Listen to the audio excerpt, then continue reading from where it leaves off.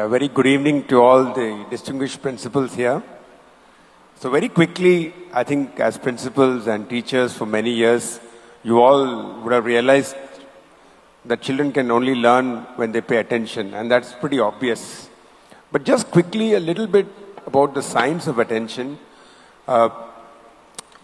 See, if you look at the brain and the brain, how it works, any information that comes to us, if you want to really learn something, you need to get into something called the long-term memory. So it has to pass through two filters. One is called, I think, the short-term memory, and then there's something called the working memory, and finally the long-term memory. Now the problem with the working memory in our brain is that it can focus only on about 4 to 6 things at a time. I mean, 5 to 7 things at a time. That's the maximum. So that's why they say just not more than 3 to 4 things it can focus.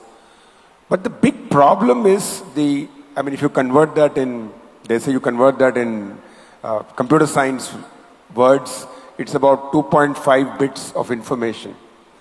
But if you look at the kind of sensory information that we are exposed to through our 5 senses at every point of time, it's enormous. They say it's close to 11 million bits of information from everything else.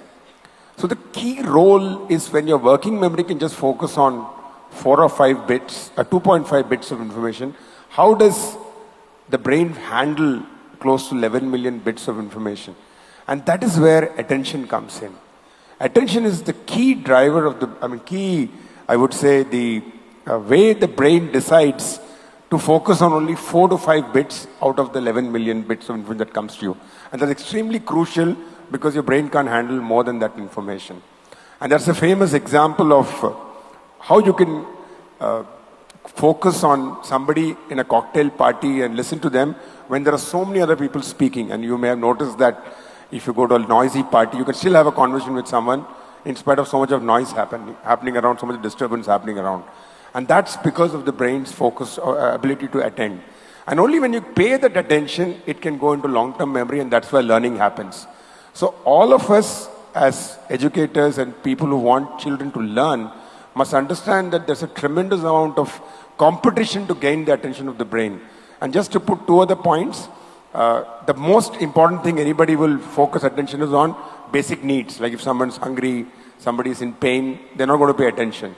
And the second priority, once that basic needs are met, is urgent needs. Like maybe somebody didn't like your comment on Facebook and that's worrying you. They're not going to learn anything more. So only when these